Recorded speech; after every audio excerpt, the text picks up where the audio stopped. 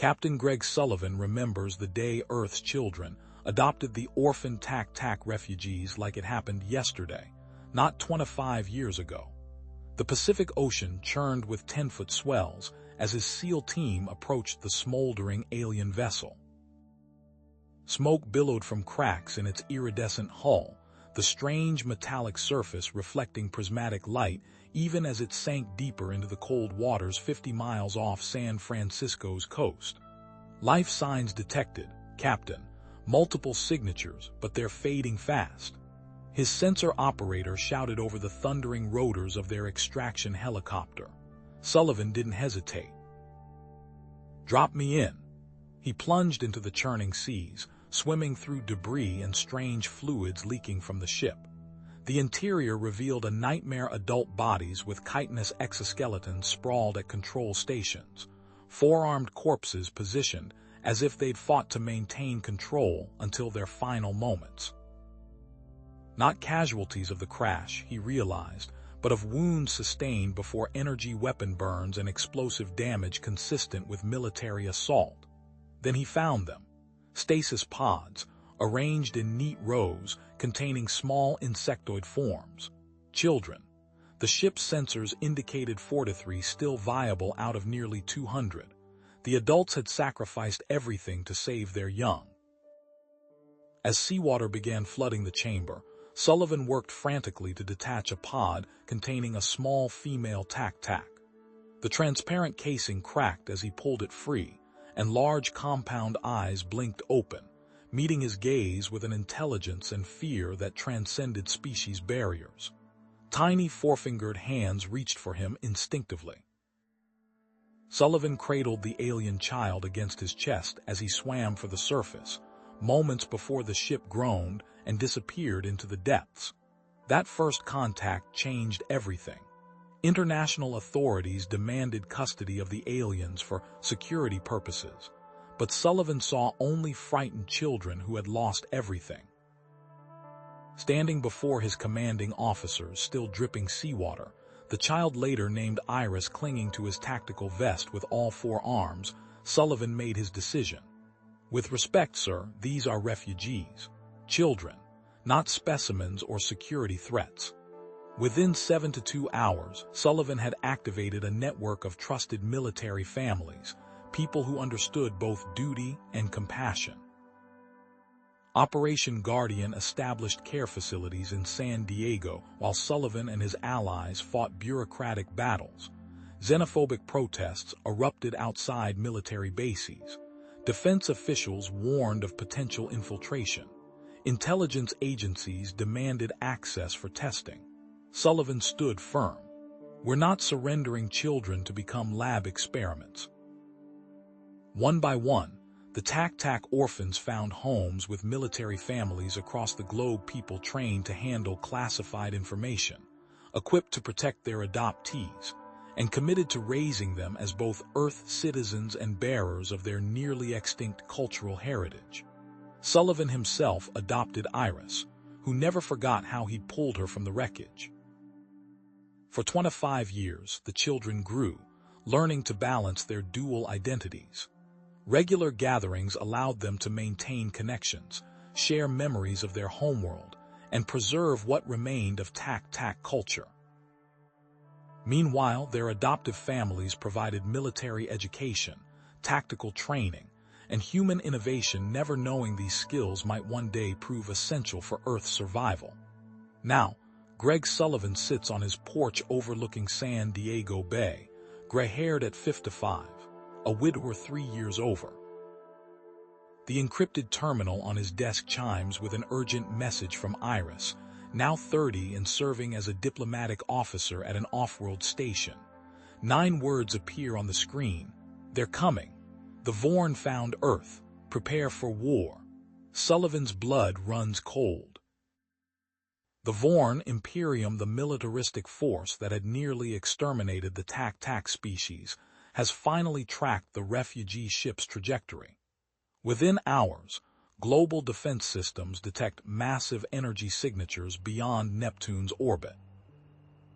The approaching fleet has no idea that the children they failed to exterminate have grown up under the tutelage of Earth's finest military minds, their tac-tac knowledge now combined with human tactical innovation.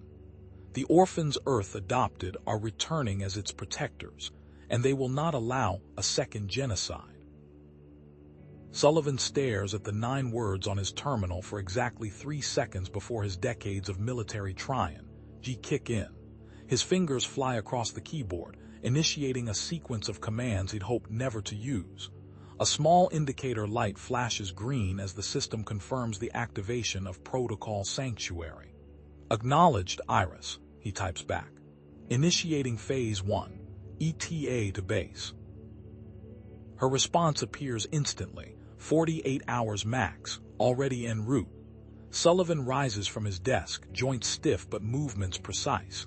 The encrypted phone in his study maintained for 25 years, upgraded regularly but kept on the same secure network, begins to ring as he reaches for it. Marcus, Sullivan says, recognizing the caller ID. She was right all along. Already moving, Commander Marcus Jackson's voice comes through, tense but controlled. Lyra's gathering the communication data now. Your location. Heading to Sierra in 4 hours. Alert the others. Sullivan ends the call and moves to his basement, where a biometric scanner hidden behind a family photo activates at his touch. The wall slides open to reveal a small arsenal and a go bag prepared for this exact scenario. As he collects his equipment, his secure terminal chimes with dozens of acknowledgments from around the globe, adoptive families activating their emergency protocols without hesitation. Within 30 minutes of Iris's warning, 38 of the 43 families have confirmed activation. Sullivan notes the missing Rispensestuo from families stationed overseas who might be experiencing communication delays, 2 from TAC-TAC working in classified deep space positions, and 1 from Dr. Samantha Wells, whose adopted daughter had died 3 years earlier in what was officially labeled a climbing accident, but had always raised Sullivan's suspicions. At the United Nations Security Council emergency session, Admiral James Harrington watches the holographic display of the approaching fleet with growing frustration. These energy signatures match known Vorn patterns with 98% certainty, he says, gesturing to the data. We have credible intelligence confirming hostile intent.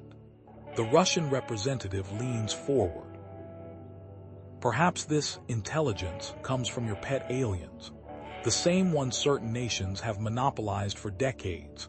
The TAC-TAC refugees are citizens of their respective nations, Harrington counters, keeping his voice level despite the xenophobic undertone.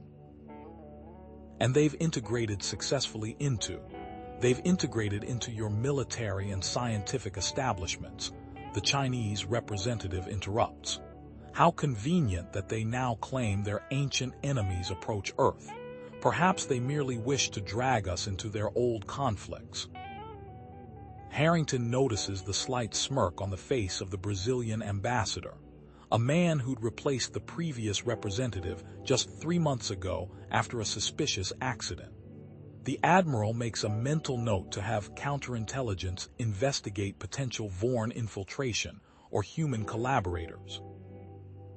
Without waiting for the council's formal authorization, Harrington excuses himself and steps outside to issue direct orders to the Joint Chiefs. Protocol Sanctuary had always anticipated political resistance. The defense of Earth wouldn't wait for Bureau Dr. Racy. Dr. Ethan Reynolds arrives at the Sierra Nevada facility first, his adopted son Krill carrying stacks of data drives. The entrance, disguised as an abandoned mining operation, scans their retinal patterns before the massive doors slide open. The quantum simulations are complete, Krill says, his 4 arms efficiently organizing equipment as they descend in the elevator.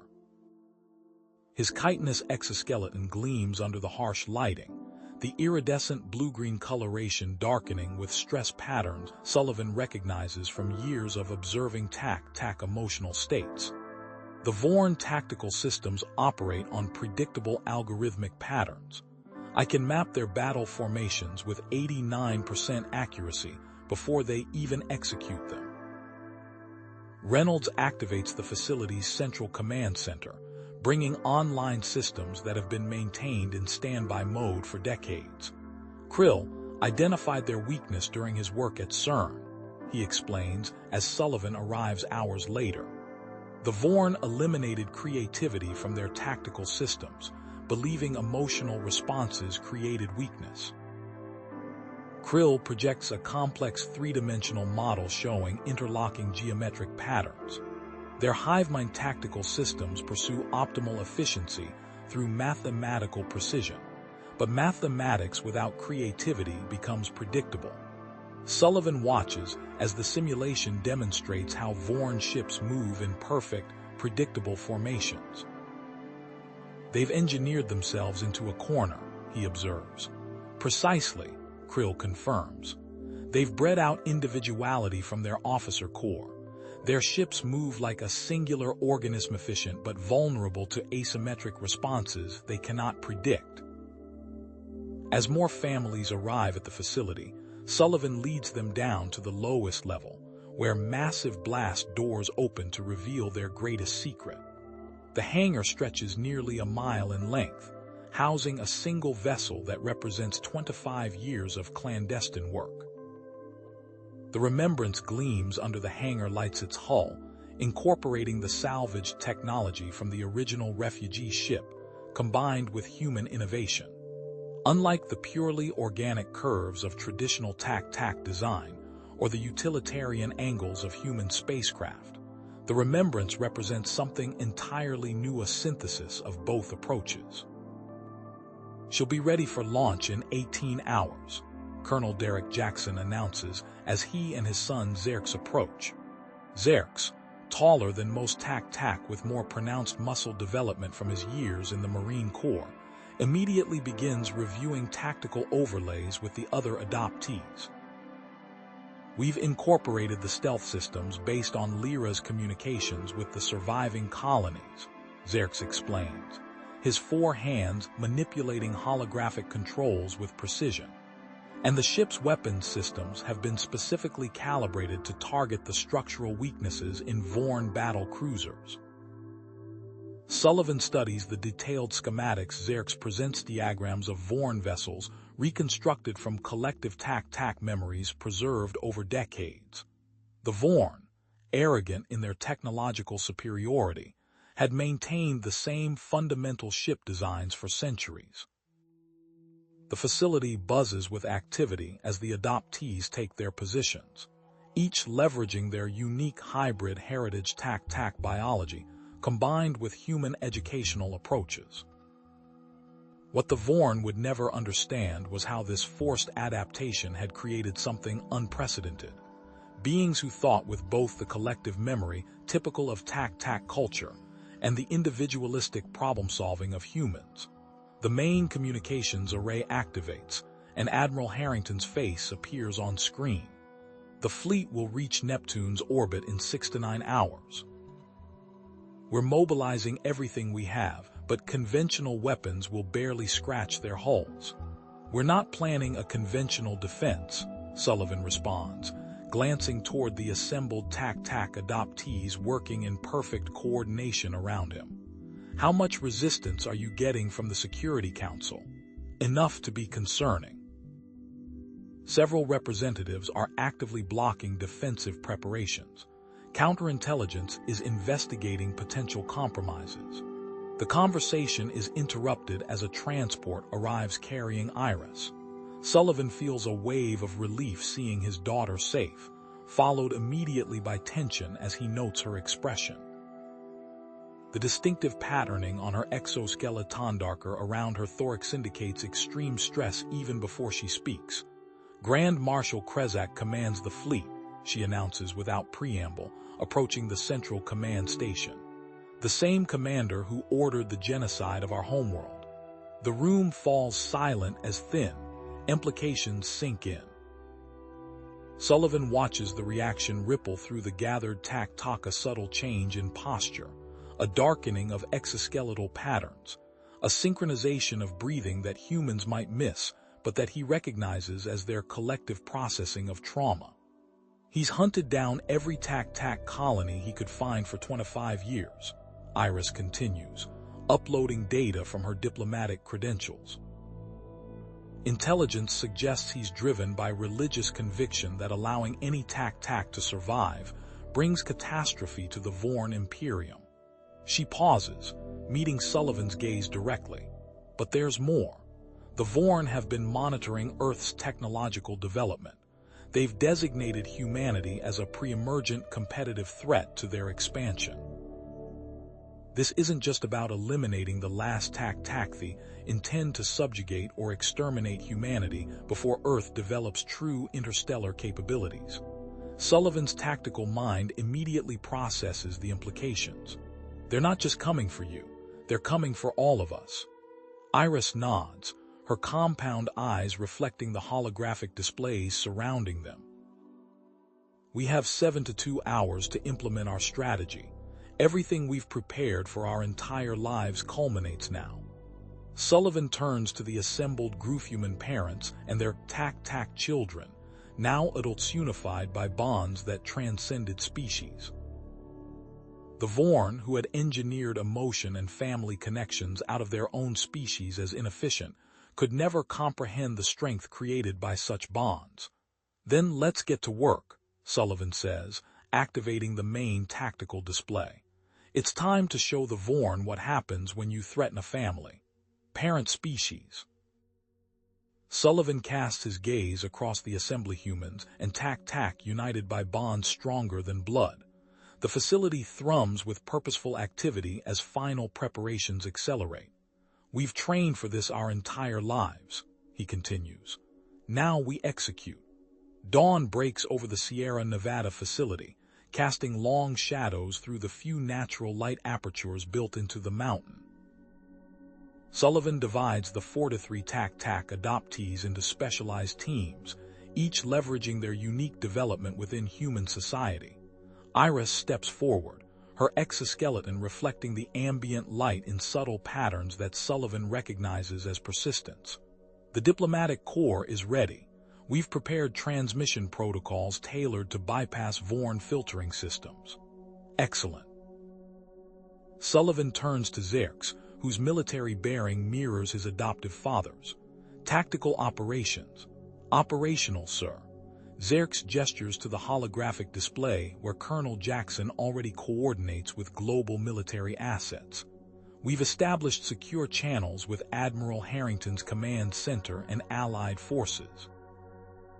Krill, meanwhile, directs a team of technicians, his 4 limbs manipulating complex equipment with practiced precision. The signal disruption array is at 8 to 7% capacity, he reports. Our simulations indicate we can degrade Vorn hivemind coordination by approximately 6 to 4% within targeted sectors. Sullivan's secure terminal flashes with incoming transmissions. Admiral Harrington appears on the main screen, his face haggard from sleepless hours. Global defense forces are mobilizing, Harrington says. The Chinese committed their aerospace divisions 10 minutes ago. Satellite confirmation of the Armada's scale finally convinced them this isn't a Western fabrication. The screen splits to show Russian Federation commanders activating their S-700 orbital platforms. Sullivan recognizes the distinct profile of weapon systems developed from studying recovered tac-tac technology. The Russians are deploying everything they have, Harrington continues, though they're maintaining independent command authority. Better than nothing, Sullivan acknowledges. What about Project Firewall? Dr. Rington nods. Dr. Jackson and Lyra activated the grid 20 minutes ago. It won't stop them, but it'll buy us time, Sullivan finishes. Every minute counts. The facility's alert system chimes, drawing attention to the global news feeds. United Nations Secretary-General Alejandro Reyes stands at a podium, his expression grave as cameras broadcast worldwide. Citizens of Earth, Reyes begins. Today I must share information long classified by multiple governments. 25 years ago, Refugees from an advanced civilization arrived on our planet, fleeing genocide. These beings that tac-tac were integrated into human society. Many were adopted by human families. Sullivan watches the monitors displaying public reactions across major cities. In Tokyo, crowds gather in stunned silence. Berlin streets fill with demonstrators holding hastily made signs reading "Earth's children and they are US." The deception was necessary, Reyes continues. Now we face the same enemy that destroyed their homeworld. The tac-tac are not invaders, they are victims, and now our allies. Public opinion is splitting rapidly, Iris observes, analyzing the data streams. 58% supportive in Western Europe, 35% in North America, 22% in Russia. Sullivan studies the intelligence feeds with growing concern. We're missing 5 adoptees. Where's Vaughn? Krill's hands move across his console. No contact for 18 hours. Last known location: Montana region. Satellite imagery appears on the tactical display, showing a remote compound surrounded by armed personnel. Sullivan immediately recognizes the insignia. Earth First Movement, he says grimly. General Hayes' son must have been intercepted. Enhanced imaging reveals Senator Maxwell Conrad entering the facility, same senator who had opposed the tac-tac integration program for decades. He's planning to trade them, Sullivan realizes, bargaining chips for the Vorn. Without hesitation, Sullivan activates a secure channel. Sergeant Major Riley, assemble your extraction team. We have hostage recovery in Montana. Already gearing up, sir, Riley responds. Nex is prepping the stealth transport.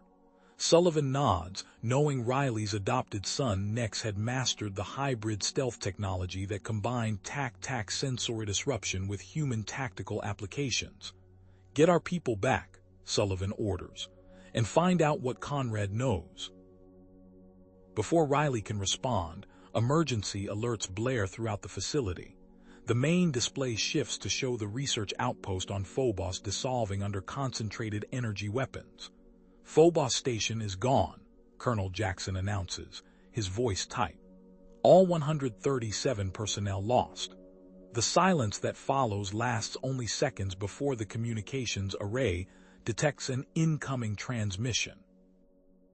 The face that appears on screen sends a visible ripple of tension through every tac-tac present: a grayskin being with vertical eye slits and a mouth full of needle-like teeth. I am Grand Marshal Krezak of the Vorn Imperium, the being announces in perfectly accented English. Your species harbors evolutionary abominations we believed exterminated. Surrender all tac-tac survivors immediately and submit to Vorn authority. Sullivan observes Iris's reactioner exoskeleton darkening with recognition. This was the commander who had ordered the genocide of her birth world. Krezak continues, we have identified the aberrations among you. Subject designation Iris Sullivan. Subject designation Xerx Jackson. Subject designation Krill Reynolds. The Marshal's knowledge confirms Sullivan's worst fierce-human collaborators had provided detailed intelligence. Your primitive defenses cannot withstand our technology, Krezak concludes. You have 12 hours to comply. As the transmissi doctor ends, Sullivan turns to Dr. Reynolds, who works furiously at his station. Tell me something good, Doctor. Reynolds looks up, his eyes bright with scientific excitement despite the circumstances. We've identified a vulnerability. The Vorn quantum entanglement communications there ships coordinate through instantaneous particle connections. He projects a complex waveform onto the tactical display. Remembrance's engines generate a harmonic frequency that could disrupt this entanglement. Not permanently, but enough to create tactical confusion. Sullivan processes this information, already forming a strategy. How close would we need to be? Within 5,000 kilometers of their command vessel, Reynolds answers. But that would place us directly in their firing solution. The facility's secure doors open as the extraction team returns. Sergeant Major Riley enters, supporting a weakened tac-tac with distinctive red markings on his exoskeleton. "Vaughn," Sullivan acknowledges. "And the others?" "All recovered, sir," Riley reports. 4 are in medical. Senator Conrad was communicating directly with Vorn advanced scouts. We recovered data drives with transmission records going back months. Sullivan absorbs this information, then turns to address all present. The tac-tac adoptees gather around Hymech carrying memories of their birth parents and original culture, now strengthened by 25 years of human family bonds. "We've prepared for this our entire lives," Sullivan says. "We have advantages the Vorn cannot comprehend. They think in rigid patterns. We think with both the collective consciousness of the tac-tac and human adaptability." Iris steps forward. "We should broadcast our identity proudly. Krezak's hatred for our species will compel him to abandon careful tactics for personal vengeance." The gathered adoptees voice their agreement, a harmonized sound that combines their natural vocal tones with human speech patterns. Admiral Harrington's face appears on the tactical display again. "Sullivan, we have a problem. Intelligence indicates at least 7 governments are preparing separate surrender terms, and President Mitchell is considering antimatter deployment in lunar orbit." "Understood," Sullivan responds. "We're moving to full implementation now." The countdown begins as the tac-tac adoptees board the remembrance vessel. Sullivan watches as human parents embrace their adopted children one last time. He hears whispered encouragements, sees tears shed by humans while their tac-tac children express emotion through the subtle color patterns of their exoskeletons. Despite his age, Sullivan follows Iris aboard. His joints protest, but his mind remains sharp. He will not be separated from his daughter again. "Ground control, this is Remembrance," Iris transmits as the vessel rises from its underground hangar. "We are commencing Operation Remembrance." The ship accelerates through the night sky, its hybrid engines leaving no conventional exhaust trail as it climbs toward Earth orbit. 300 Vorn vessels await theme-overwhelming odds by any conventional assessment. As they breach the atmosphere, Iris activates the communication system she helped designate perfect integration of both species' technologies. "Grand Marshal Krezak," she broadcasts, her voice steady. "You failed to exterminate us 25 years ago. Now we return no longer just tac-tac, no longer just human, but something new. We are Earth's children, and we will not allow you to destroy either of our worlds." Sullivan watches the tactical display as all 300 Vorn vessels simultaneously alter course, abandoning their carefully structured formation to pursue a single target exactly as Iris had predicted. The Remembrance breaches Earth's atmosphere, leaving behind a trail of ionized particles as its hybrid engines push beyond their design specifications. Sullivan grips the command rail, his nucleus tightening as the vessel shudders around him.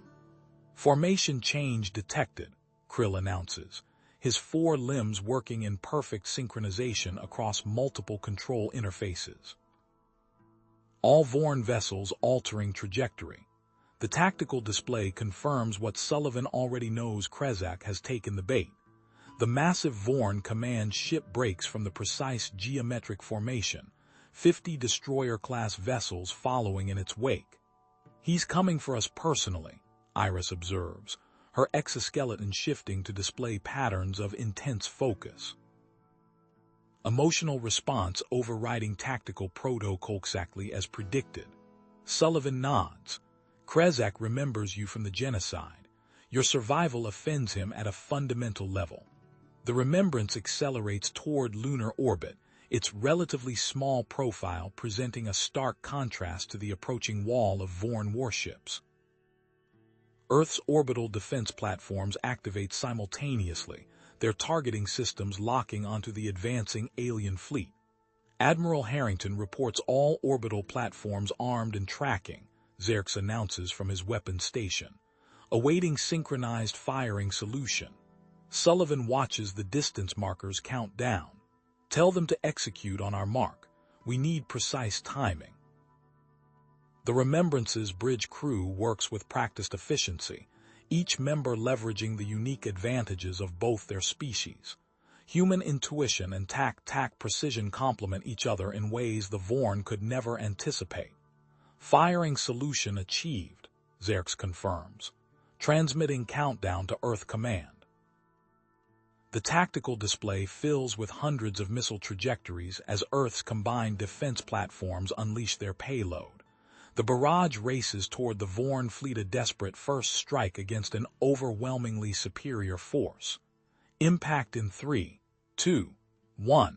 The missiles detonate against the Vorn shields. As expected, the advanced alien defenses absorb most of the damage, but the explosions create a chaotic debris field directly in the fleet's path.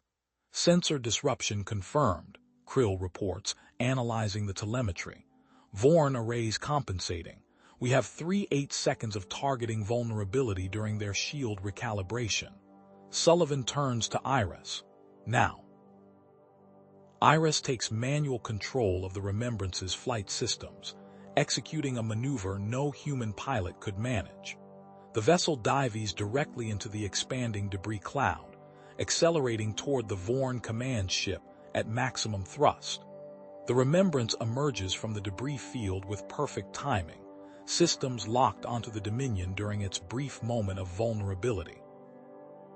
Xerx fires precision strikes, targeting weak points in the Vorn vessel's shield grid, identified through decades of studying recovered tac-tac intelligence. Multiple impacts confirmed, Xerx announces. Minimal damage, but we've gained their attention. The bridge lighting shifts to combat red as proximity alerts blare. 3 Vorn destroyers break from their escort formation, weapons charging as they move to intercept the Remembrance. Incoming transmission from Admiral Harrington, Krill reports. Protocol Spear is active. All submarine-based missile systems are targeting predicted Vorn landing zones. Civilian evacuations proceeding to underground shelters. Sullivan acknowledges with a grim nod. 25 years of preparation are finally being put to the test in bunkers beneath major cities, disguised weapons platforms, and integrated defense systems, all activating simultaneously. The Remembrance shudders as energy weapons graze its hull. Xerx returns fire, his targeting systems exploiting vulnerabilities in the Vorn destroyer's design junctions where power conduits connect to weapon systems. 3 destroyers temporarily disabled, Xerx reports. Their primary weapons are offline. A new alert sounds throughout the bridge. Krill's station displays multiple small craft launching from the Vorn fleet. Infiltration pods detected, he announces. 23 pods bypassing our orbital defenses. Trajectory indicates deployment to major population centers. Sullivan activates a secure channel. This is Sullivan. Operation Grasshopper is now active. All teams to designated interception points. On screen, he watches as the 5 recovered tac-tac adoptees acknowledge the order. Vaughn, despite his recent captivity, appears fully recovered as he leads his Special Forces team toward a predicted landing zone near Washington, D.C. The Remembrance executes another evasive maneuver as more Vorn vessels join the pursuit. The ship's unique propulsion system human reactor technology, enhanced with tac-tac gravitational field, manipulator allows it to change direction with impossible speed, confounding Vorn targeting systems. Energy spike detected from the Dominion, Krill warns, his voice tightening. Signature matches atmospheric incinerators. A heavy silence falls over the bridge. Everyone present knows what this means. The Vorn are deploying the same genocidal weapons Thaw Doctor evastated the tac-tac homeworld. Dr. Reynolds looks up from his station, his face pale. The quantum disruption system is ready. We need to get within 5,000 kilometers of the Dominion. Sullivan studies the tactical situation. Getting close enough to deploy the disruption field means exposing the Remembrance to concentrated fire from dozens of Vorn warships. Set course for the Dominion, he orders. Maximum thrust. The Remembrance surges forward, taking damage as it breaks through the defensive screen surrounding Krezak's command ship. Hull breach warnings sound throughout the vessel as Vorn weapons find their mark. Structural integrity at 6 to 7%, Krill reports. Shields failing in sections 3 through 7.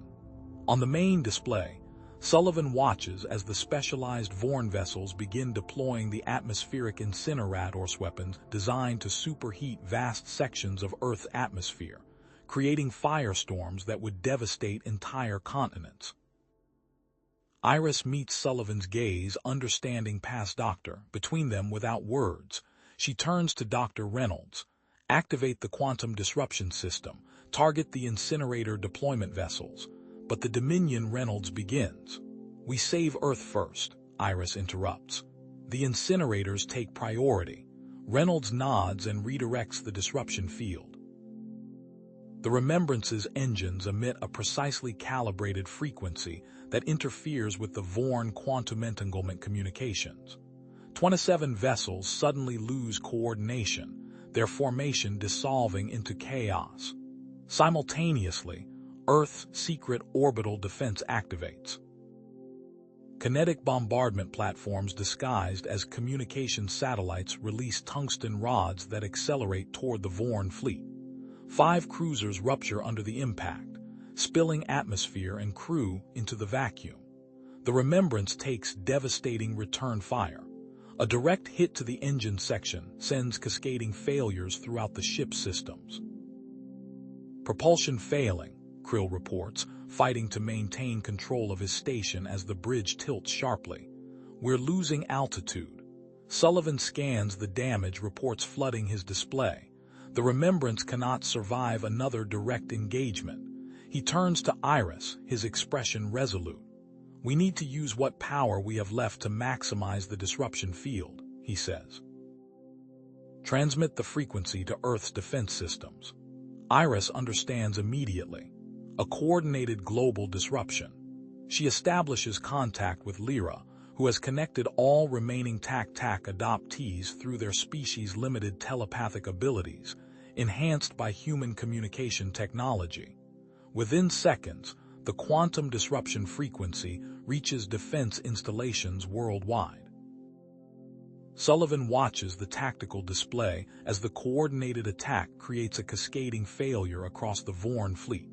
Ships drift out of formation, several colliding as their navigation systems fail. For 17 crucial minutes, the mighty Vorn armada hangs disorganized in Earth orbit. Admiral Harrington seizes the opportunity, ordering all Earth forces to concentrate fire on the vulnerable Vorn vessels. The synchronized assault destroys 23 ships and damages dozens more. The Remembrance, systems failing across all decks, spirals toward Earth's surface. Emergency protocols engage, but the damage is too severe to maintain controlled flight. Projected impact, Gobi Desert, Krill announces. Structural integrity critical. Sullivan feels the ship breaking apart around him as they enter the atmosphere. He turns to Iris one last time. The sundering, he whispers, gripping her hand. It's in the secure vault beneath Shanghai. The access code is your birth date in the TAC-TAC calendar. The Remembrance crashes into the Gobi Desert, throwing debris across kilometers of barren landscape. Chinese military forces secure a perimeter within minutes, medical teams rushing to extract survivors from the wreckage. Sullivan lies pinned beneath a collapsed section of bulkhead, blood pooling beneath him. His spine throbs with white-hot pain, and he tastes copper in his mouth. Medics work frantically to stabilize him, their voices fading in and out as he struggles to remain conscious. Through his dimming vision, Sullivan watches Iris coordinating rescue efforts, her exoskeleton displaying patterns of determined action interspersed with concern. She meets his gaze across the chaos, and he knows she understood his message. As night falls across Asia, the medics load Sullivan's critical form onto a transport bound for the secure facility beneath Shanghai. Iris clutches his blood-stained jacket, her mind already formulating the next phase of their defense. In orbit, the Vorn fleet gradually restores its systems, forming a defensive blockade rather than pressing the attack. The first day of battle ends with Earth bloodied but unbroken. Iris gathers the surviving TAC leadership in a secure communications bunker. "It's time for the sundering," she announces, her voice steady despite the gravity of the decision. "Father confirmed it's our only remaining option." The other TAC fall silent, their exoskeletons shifting to patterns of solemn acceptance. For 25 years, the sundering had remained their most closely guarded contingency, the absolute last resort that even Admiral Harrington had never been briefed on. Iris leads them toward the secure vault, Sullivan's bloodstained jacket still clutched in her hand. Whatever comes next will change both species forever. Iris inputs the access code, her birth date, in the TAC calendar into the biometric scanner. The vault door slides open with a hydraulic hiss, revealing a chamber bathed in soft blue light. The other TAC adoptees follow her inside, their exoskeletons shifting in patterns that reflect their collective anticipation. Inside the vault, a single pedestal holds what appears to be a data crystal, the sundering. Iris approaches it reverently, remembering Sullivan's final whispered words before the crash. "This is it," she says, lifting the crystal. "Everything my father prepared for this day." The crystal activates at her touch, projecting a holographic schematic that fills the chamber with glowing blue lines. Project Guardian, Sullivan's ultimate contingency plan, developed in secret over 25 years. Meanwhile, aboard the Dominion, Grand Marshal Krezak stands before his assembled war council, massive clawed hands clasped behind his back as he studies Earth's blue-green sphere through the command deck's viewing portal. "Our initial assault has been unexpectedly resisted," Krezak says, his voice a low rumble that resonates through the chamber. The commanders before him shift uncomfortably, their scales reflecting the ambient light. These humans have incorporated TAC defensive strategies with remarkable effectiveness. He turns to face his subordinates, yellow eyes narrowing. "Intelligence reports confirm what we suspected." The hybridization of human military doctrine with TAC technology has created defense systems our simulations failed to accurately predict. A subordinate officer steps forward. "Grand Marshal, should we attempt diplomatic?" Krezak's hand shoots out, gripping the officer's throat. The humans shelter TAC refugees. Their continued existence is an affront to Vorn supremacy. He releases the gasping officer. "Implement protocol sundering, the same sequence we used against the TAC homeworld." The command deck erupts into coordinated activity as the Vorn fleet repositions into a circumferential formation around Earth.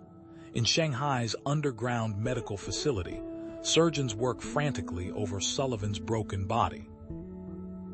BL Doctor, spattered monitors display critical vital signs as Dr. Amelia Chang directs the emergency procedure.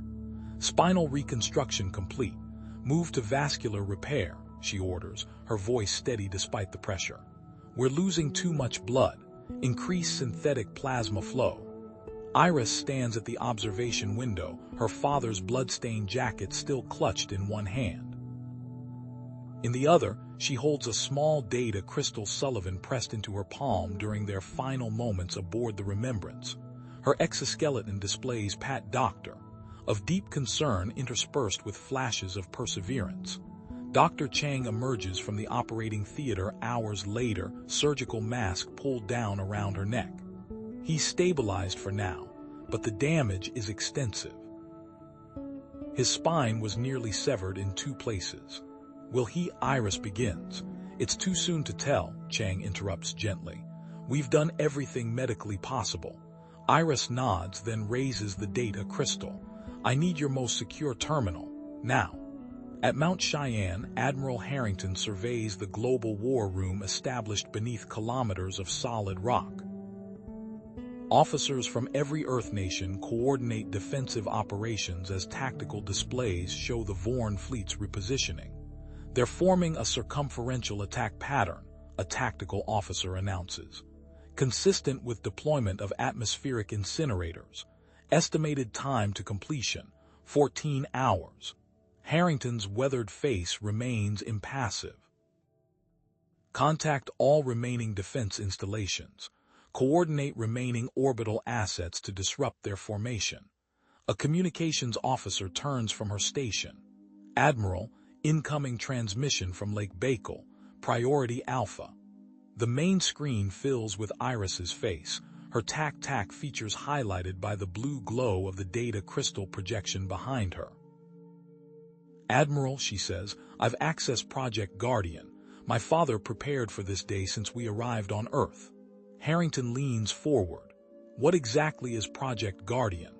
A planetary defense grid, Iris explains, sending schematics to the war room displays. For 25 years, my father secretly modified satellites launched by nations worldwide. The components were manufactured by companies owned by adoptive families, installed without anyone realizing their true purpose. Harrington studies the displays with growing amazement. Sullivan did this without authorization. He knew we'd need every advantage, Iris responds. But the satellite network is just part of it.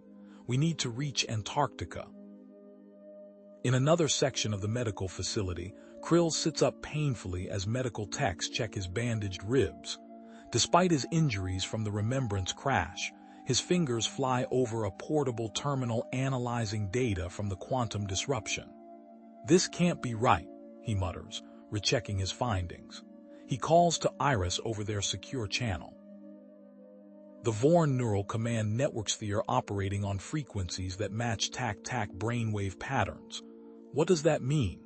Iris asks, her image appearing on his screen. Their biotechnology was reverse engineered from tac-tac specimens, Krill explains. That's why our disruption was so effective, and it gives us a pathway for a more devastating counterattack. While this discovery unfolds, President Mitchell faces mounting pressure in an emergency United Nations Security Council meeting. My country cannot endure another attack like Moscow, the Russian representative argues. Perhaps negotiation. Chinese Premier Li interrupts, standing. I witnessed the Remembrance's sacrifice on Chinese soil. These aliens exterminated the tac-tac homeworld. They won't stop until humanity faces the same fate. President Mitchell leans forward. The Vorn don't negotiate with species they consider inferior. Any nation attempting separate surrender deals will find themselves betrayed. At Lake Baikal, 37 surviving tac-tac adoptees gather in a secure chamber deep beneath the frozen surface.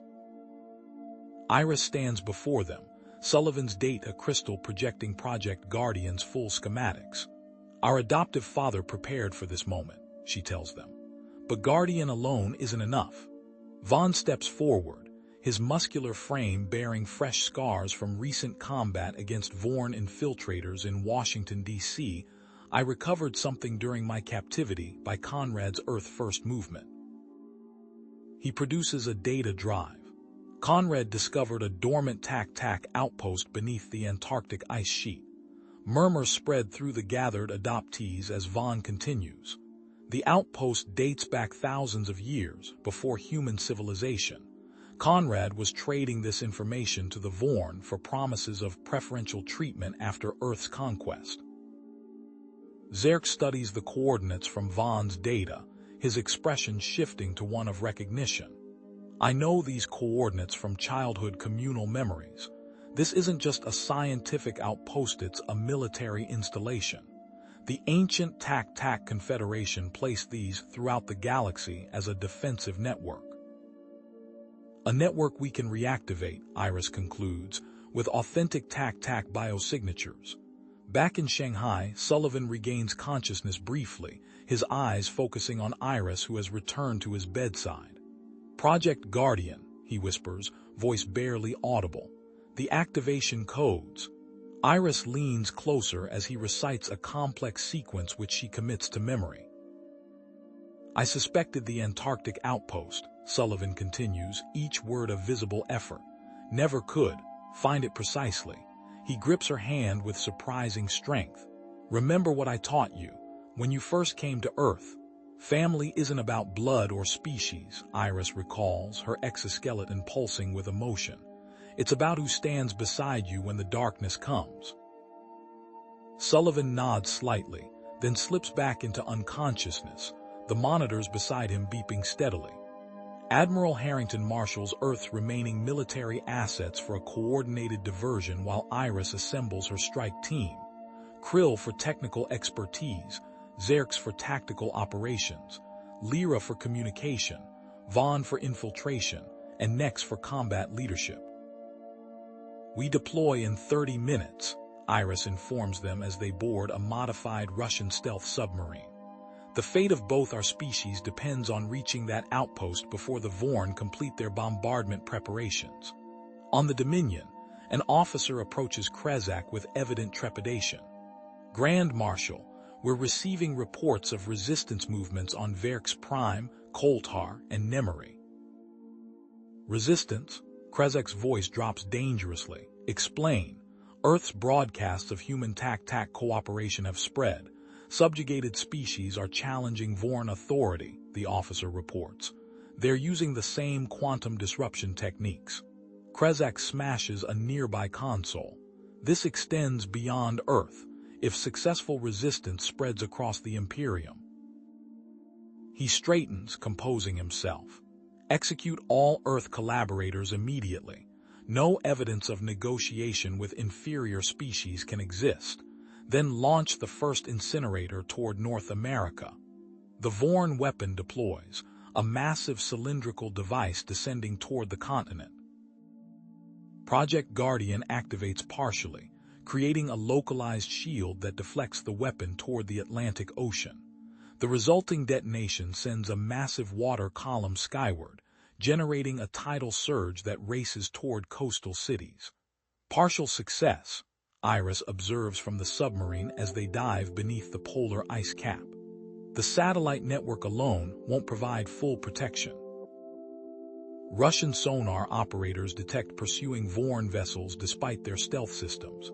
Nex studies the tactical display, then turns to Iris.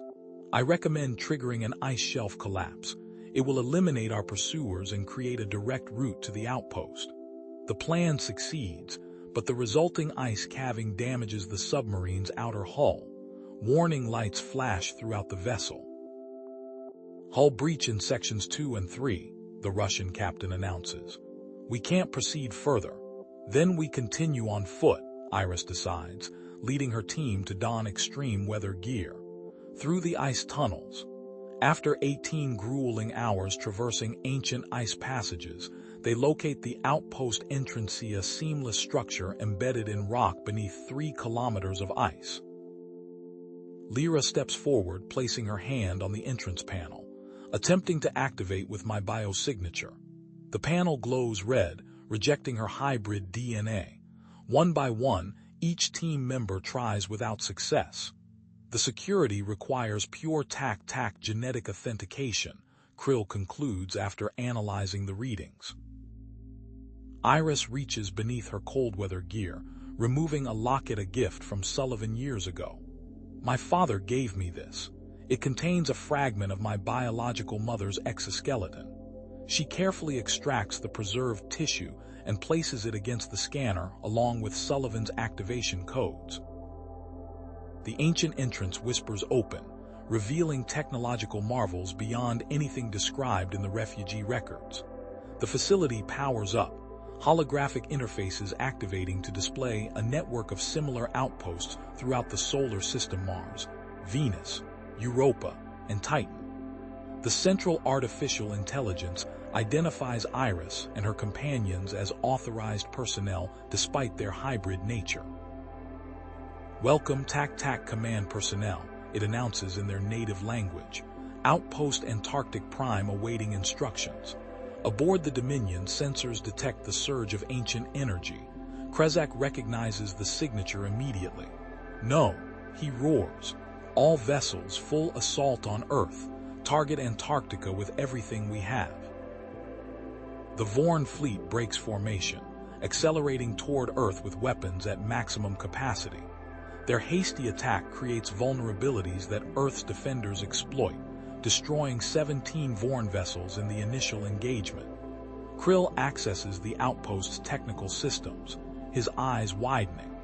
This contains a quantum entanglement network capable of linking all solar system installations. If activated simultaneously, it could generate a defense field around the entire Earth-Moon system. What do we need? Iris asks. Simultaneous activation from all outposts by verified TAC-TAC operators, Krill answers, pointing to 5 transport pods in a circular chamber. These appear designed for rapid deployment to other installations. Iris studies the ancient transport technology, then turns to her team. Each pod carries 1 passenger. We divide Krill to Mars, Xerx to Venus, Lyra to Europa, Vaughn to Titan. I'll coordinate from here. Before separating, they form a circle, touching foreheads in the traditional TAC-TAC bonding ritual their elders taught them. Memories flow between them, human families, Earth childhoods, Sullivan's guidance. Iris gives each a fragment of her mother's exoskeleton from the locket.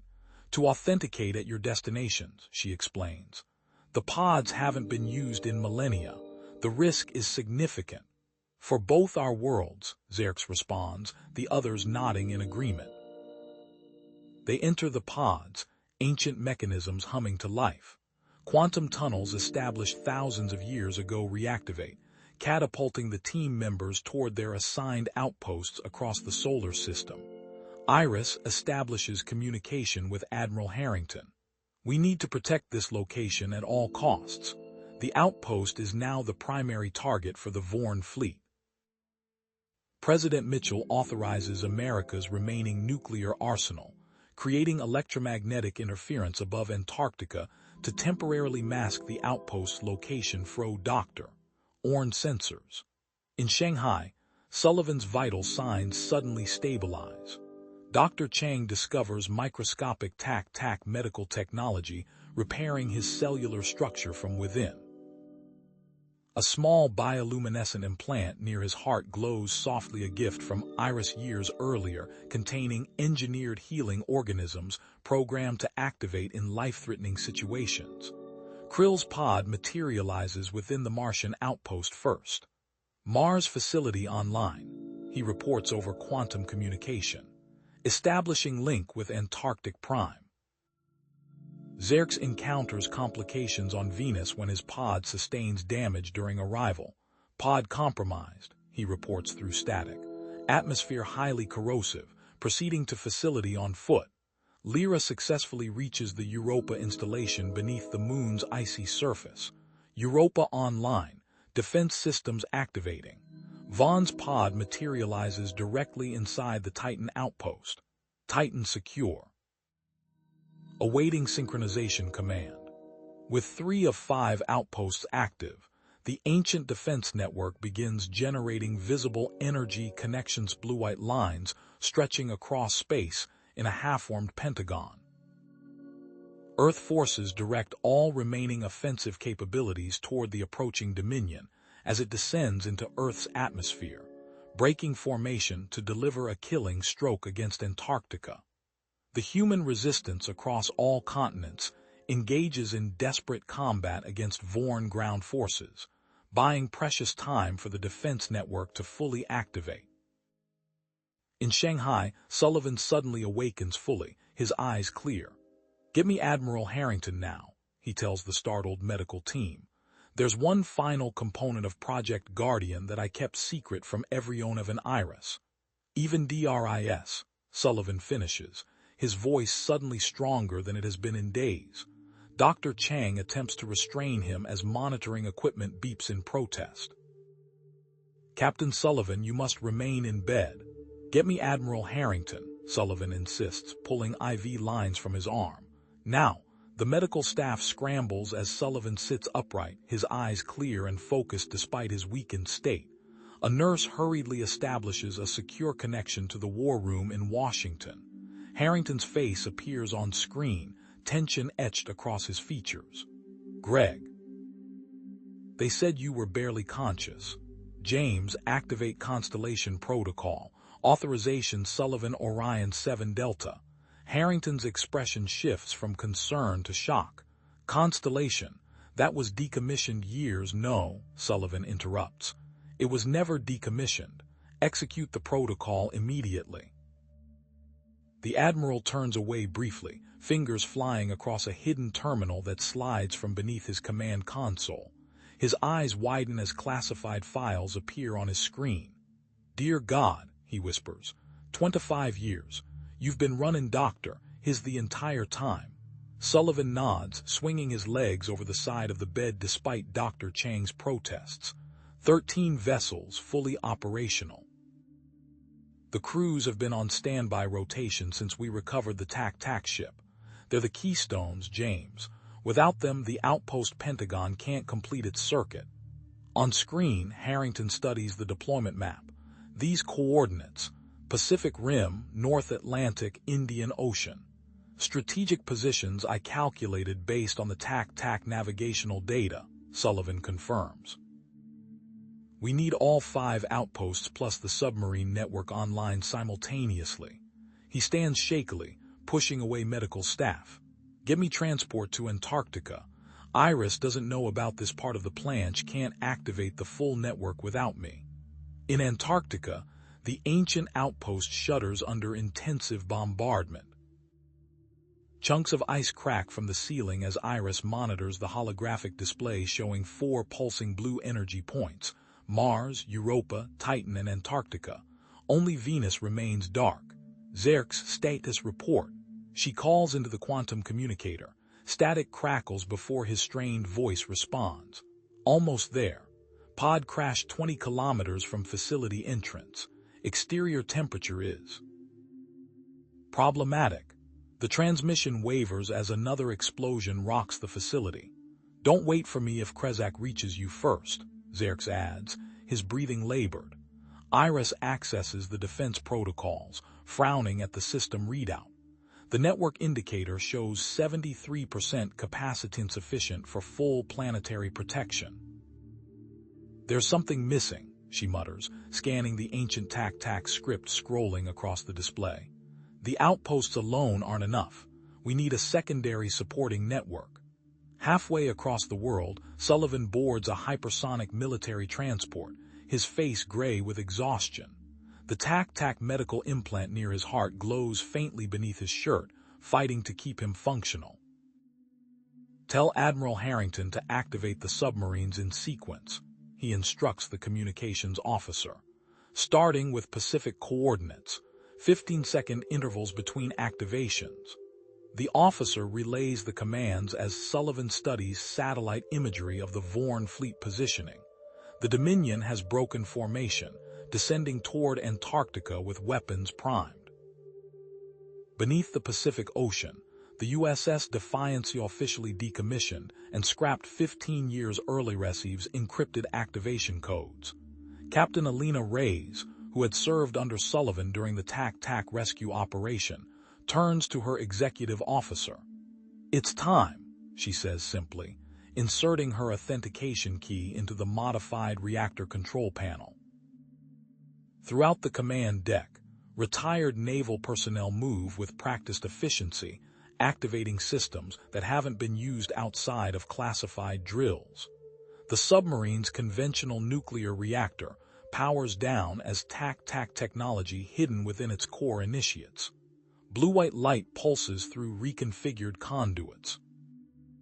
Similar scenes unfold aboard 12 other submarines stationed across Earth's oceans, vessels removed from active service records and retrofitted with technology derived from the TAC-TAC refugee ship.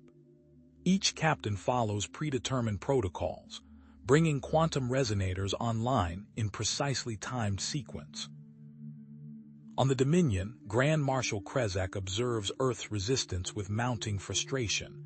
His tactical display shows unexpected energy signatures emerging worldwide. "What are these anomalies?" he demands, pointing to blue markers appearing across Earth's oceans. "Unknown, Grand Marshal," his science officer responds. Energy signature matches tac-tac quantum technology, but the pattern is unlike anything in our records. More disturbing reports arrive. 3 sectors of Vorn-controlled space report growing rebellions inspired by Earth's resistance broadcasts. Subjugated species are deploying similar quantum disruption techniques against Vorn authority. Krezak's mandibles click rapidly, a sign of agitation rarely seen among Vorn commanders. Prepare the matter dissolution cannon, he orders. Target the Antarctic anomaly directly. Full power discharge. His weapons officer hesitates. Grand Marshal, the dissolution cannon requires draining power from all other systems. We will be temporarily vulnerable. Execute my orders. Krezak snaps. This resistance must end now. On Venus, Zerk stumbles through caustic clouds, his exoskeleton blistered from the planet's extreme heat. The outpost entrance looms ahead, a seamless structure embedded in volcanic rock. He collapses against the authentication panel, pressing the fragment of Iris's locket against its surface. The massive doors whisper open as he drags himself inside. Venus outpost online, he reports through labored breathing, activating the ancient systems. Connecting to network now. In Antarctica, the holographic display updates, showing all 5 primary nodes pulsing with energy. The network capacity rises to 89% stronger but still insufficient. What are we missing? Iris mutters, searching the control systems for answers.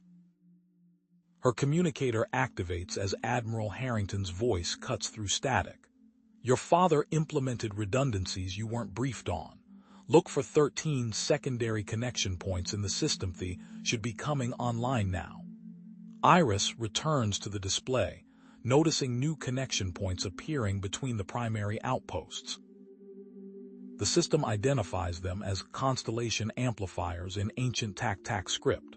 With each submarine activation, the network capacity increases 92%, 95%, 97%. Sullivan's transport enters Antarctic airspace, immediately taking evasive action as Vorn interceptors engage. The pilot pushes the aircraft beyond safety parameters, skimming the ice shelf at supersonic speed. Cabin pressure fluctuates as weapons fire grazes their hull. We're 5 kilometers out from the coordinates, the pilot reports. Can't get closer with this many hostiles.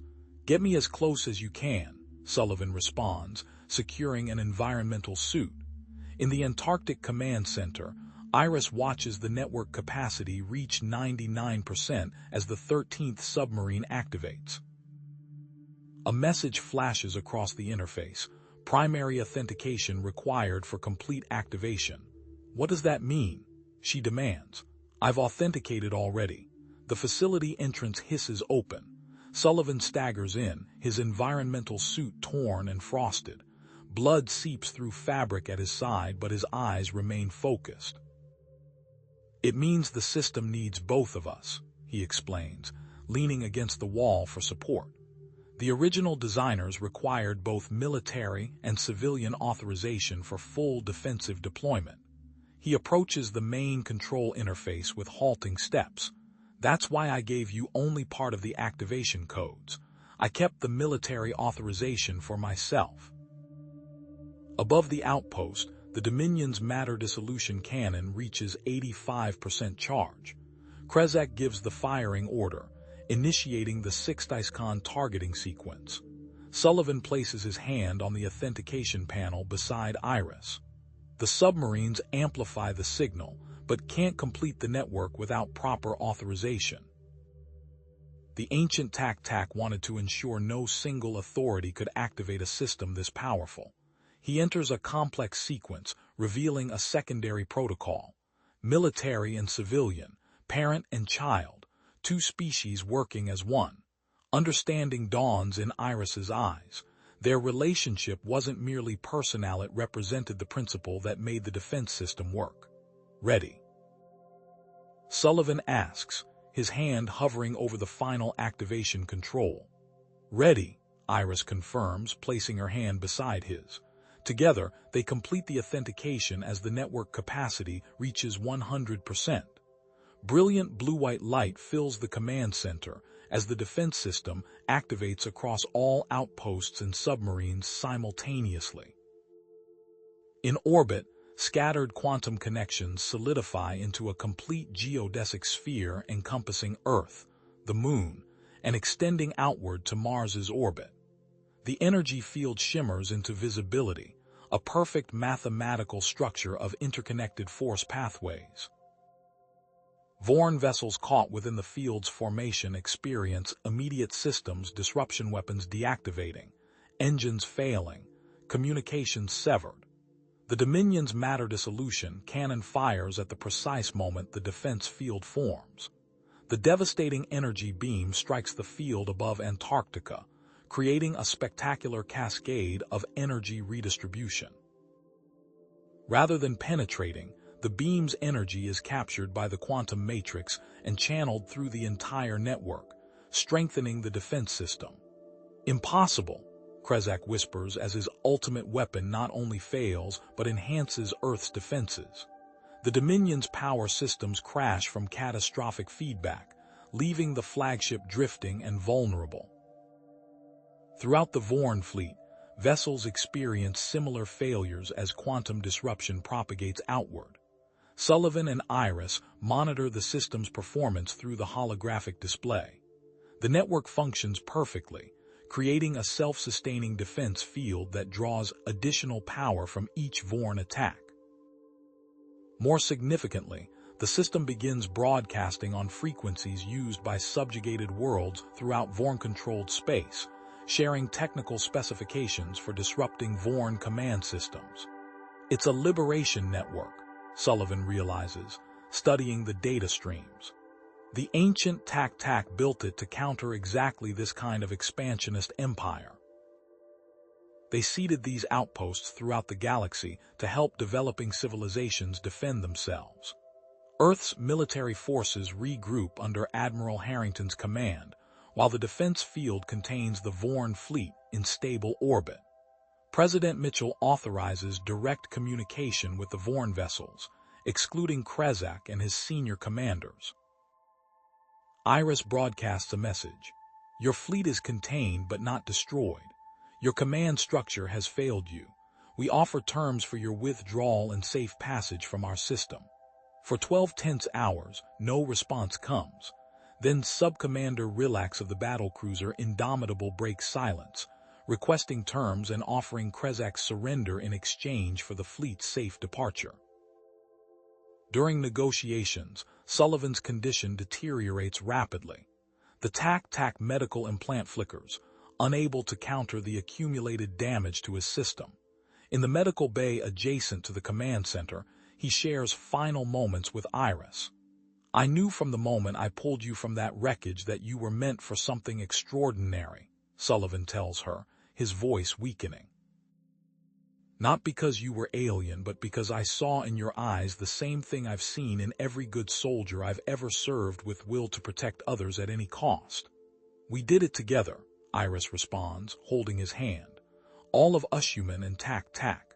Sullivan nods, his breathing labored. Family isn't about blood or species. It's about who stands beside you when the darkness comes. He presses his Navy SEAL Trident insignia into her hand, and who carries on after you're gone. With those words, Captain Greg Sullivan closes his eyes for the final time.